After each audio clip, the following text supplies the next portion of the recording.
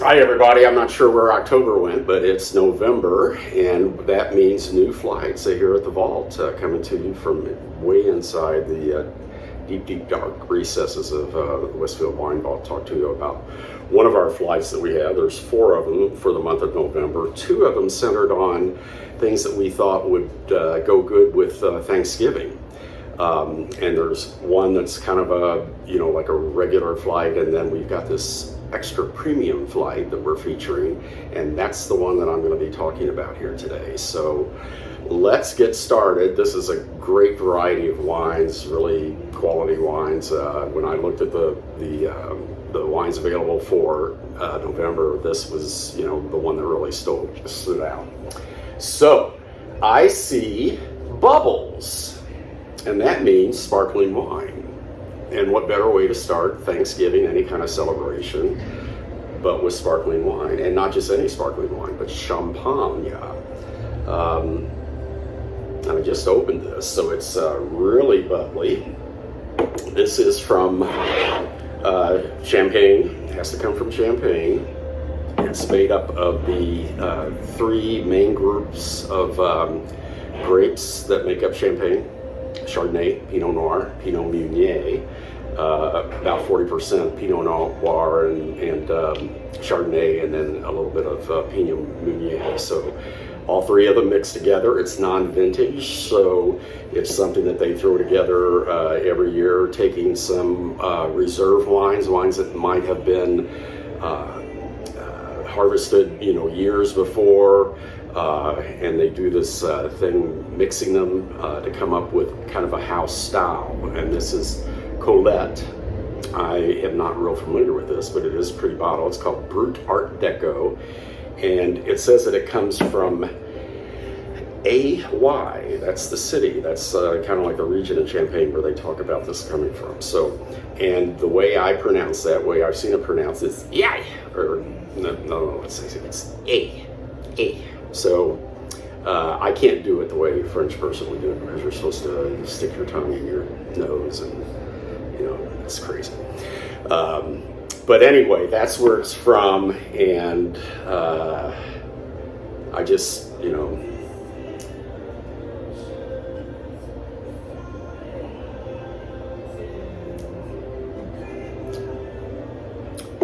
think about Champagne. I think any good sparkling wine. Because no matter what you've been doing, no matter what's on your mind, it is so bracing, and just the carbonation and the bubbles in your mouth and the acidity, it just makes you forget about whatever it was you were doing. It's like, okay, I'm drinking champagne, everything's cool. So, and this definitely hits the mark. It's very dry, again, not in a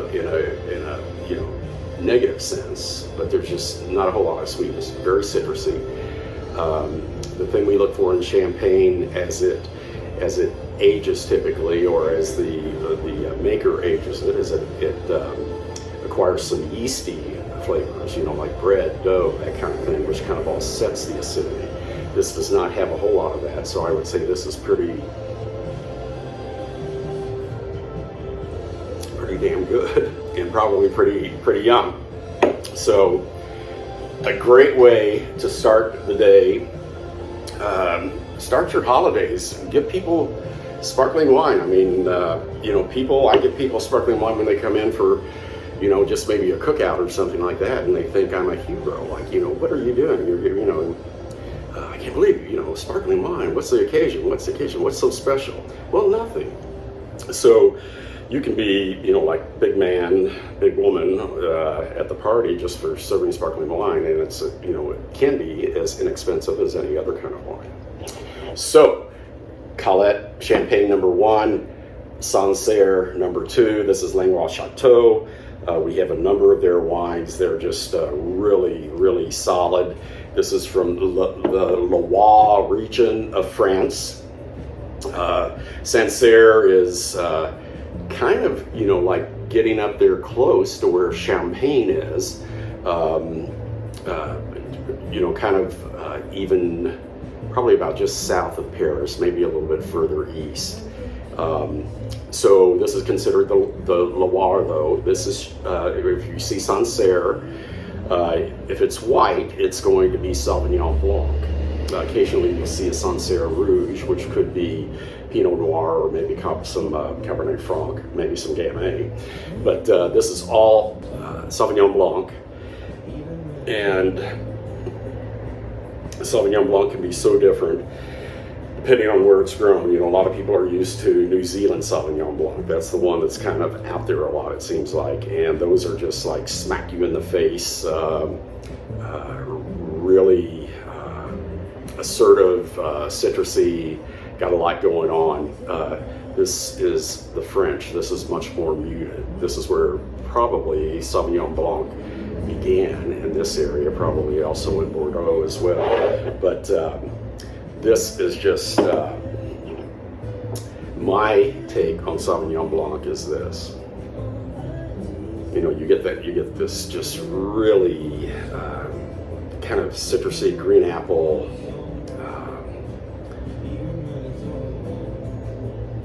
mineral. Again, it smells very dry, so I'm assuming that it will be dry.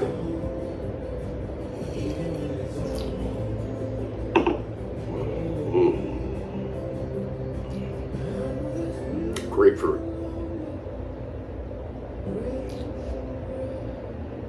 Nice acid. Again, that's what you're going to get with this wine.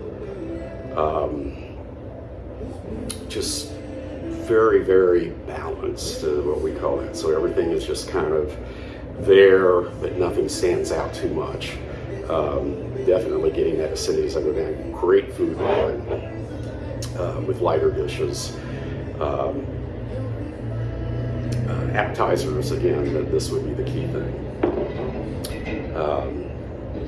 But very nice. And as you know, again, I think key thing with it is, you know, after you drink it, you know, it kind of stimulates the acidity and it kind of stimulates your mouth watering, which makes me hungry. I think it makes most people hungry.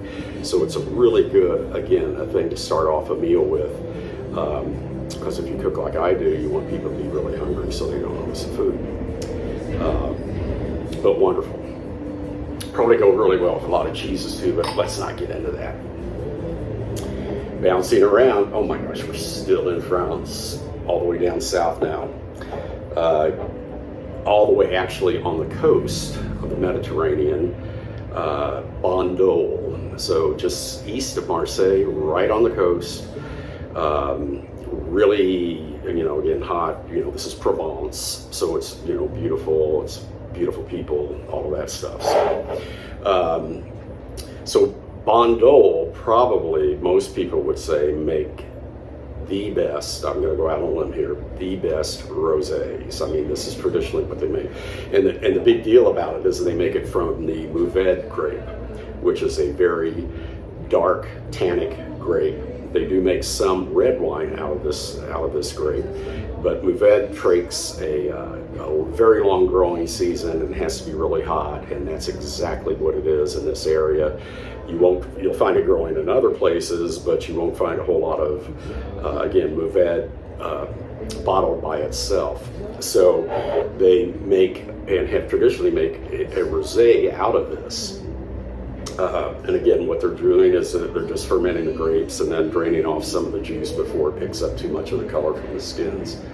So usually Bandol rosés are going to have a little bit more fuller body, could be darker color, lots of them. You'll see this one is, you know, I guess kind of medium, but some you'll see that are much darker than this. Oh, very nice. I haven't had this in a while, so if you think rosé is something kind of sweet or you know, not very serious, you got to try this. Some of these wines, you know, good Bandol rosés can age for decades. So I'm not so sure how long this one would go. It is a 2021, and I'm sure it's probably at its peak, as most rosés are. You want to drink them young.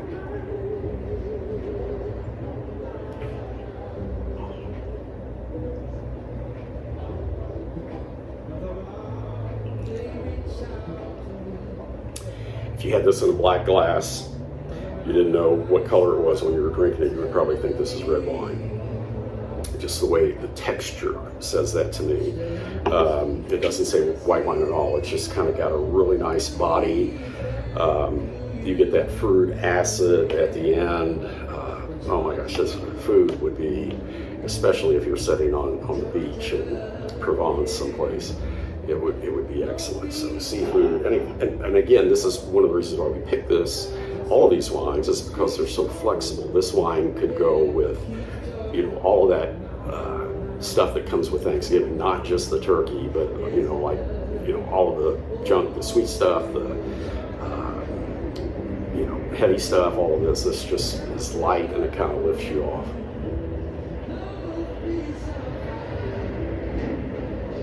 Very good. Very good. Try this one, please. We just keep getting better and better.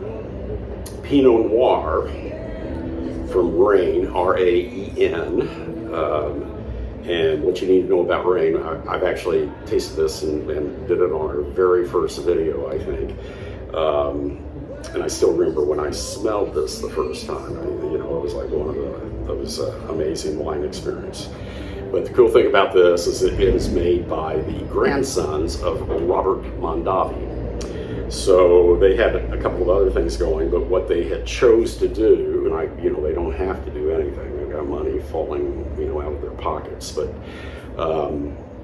what they chose to do was to make Pinot Noir on the Sonoma coast, the far west Sonoma coast, where it's cold and it's even hard to drive to get to. It's an area called, actually it's not Fort Ross Seaview, I thought it was, but it's made by grapes that are grown way out there. It's very rugged, very hard to get to, so even, you know, working with the grapes as they're on the vine and harvesting them is just, you know, real difficult. So, and you get a sense of, you know, I think kind of a wildness from this. So, but it is Pinot Noir, so it's lighter. Let's give it a taste. Still that smell. It's just, words fail me. Doesn't happen often. But it's got fruit, and then it's got this, I don't know, some foresty kind of thing, like you were, you know, I don't know, not dirt, maybe dried forest floor or something like that. Not mushroom at all. It's just nothing like I've ever smelled before. Even drinking, you know, some other Burgundies, some nice Burgundies.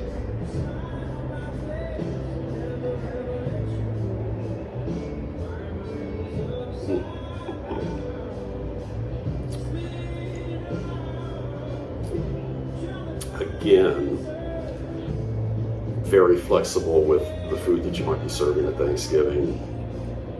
Probably would go with anything. I mean, you could go, if you were going steak, it would probably go there. But definitely turkey. Oh my gosh, great, great aftertaste. Nice acidity. This is expensive, so, or in my world, it's expensive. But one of the wines that I, you know, would say is definitely worth the money. It just, again, that word, balance, I think is so important, that nothing kind of sticks out. It's just very harmonious. You could, you know, drink this forever. I'm looking for the alcohol, 13%, so it's relatively low. All of these wines are. But give Rain, R-A-E-N, from the Mondavi boys a chance, and, you know, hopefully they can afford to keep doing other things. So wine number 5, now we're going heavy. We chose this, VGS Chateau Potel Zinfandel 2019 from the Moon Mountain District of Sonoma Valley. So why Zinfandel? This is a really heavy, typically really heavy dark grape. Well, at one time they always said that Zinfandel is the truly American grape, the only American grape perhaps, and you know, what could be more American on the American holiday of Thanksgiving to drink an American wine. So now they've since found out, of course, that Zinfandel did come from Europe. Doesn't take anything away from it, but there's an Italian version called Primitivo, and then they make some others in the Balkans. But this wine is, again, it's not light like these other ones. So, and VGS, from what I understand, stands for very good, can I say that? That's what it stands for. You know, in Zinfandel, you know, kind of known people that do that are kind of mavericks and a little bit crazy. This is actually, the winery is based in Napa, so they're not mavericks so much. They make some dynamite Cabernet and some other varietals as well. I forget, but Hotel is a great producer. You know, again, such a contrast in what we've been drinking so far. You can just smell more black fruits and richness. Yeah. So 100% Zinfandel. Moon Mountain would be Mount Veeder in Napa. Backs up and has to its west the Mayacamas Mountains. Moon Mountain is just on the other side of the mountains in Sonoma and backs up with the mountains on their east. So it's just, you know, it's right there. Of course, very different because of the mountains, and what happens on one side of the mountains doesn't happen on the other side.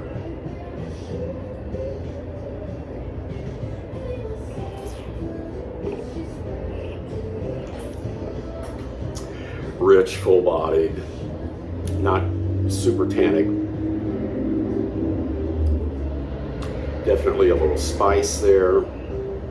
Kind of get a little idea that it might have more alcohol in it. 14%, 14.9, so let's say 15. So this is going to be a little bit higher alcohol, meaning fuller body, and you know, Uncle Buck could you know, get a little bit more drunk on this one than on some of these other wines. So be careful of Uncle Buck. But this is a good one. So please consider this if you want something heavier, if you want to go all American. Zinfandel is probably as close as you're going to get. That is good. And then finally, for dessert, something I'm actually not all that familiar with, Sauterne. This is from Bordeaux. It's a sweet wine, and they make it after the grapes have rotted on the vine. Literally have got a thing called botrytis that comes in off of because of the dampness of the conditions, just in this one little special place in the world, although this does occur in other places. But it actually is kind of like you know, saps the moisture out of the grapes, and it makes them real sweet, and it gives them this just flavor that's just not like anything else as far as sweet wines go. So this is very sweet. It does have 13% alcohol, so they don't ferment it to dryness. It's 95% Semillon, 4% Sauvignon, and then a little Muscadel. So the botrytis, you'll also see it referred to as noble rot, because, you know, again, it's rot. And how noble.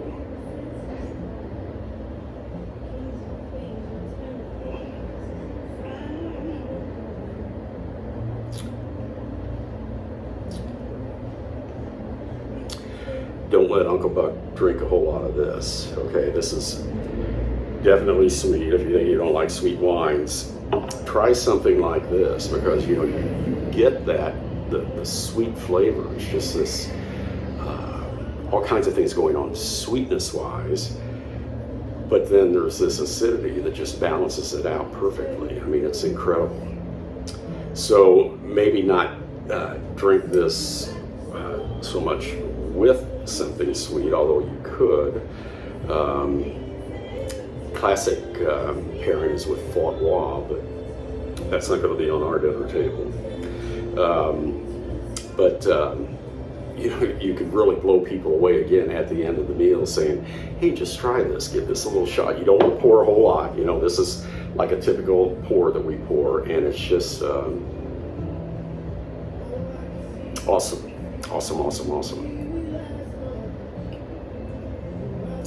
Not an everyday thing, but this would definitely blow people away, and you could give it to some unsuspecting person that says they like sweet wine. Hope you'll come and check these out. This is a wonderful flight, only available through November. Just some dynamite wines. I'm going to finish these off, then take a nap. Anyway, happy Thanksgiving, have a great holiday, and we will see you possibly in December, and there might be something in your stocking. Cheers.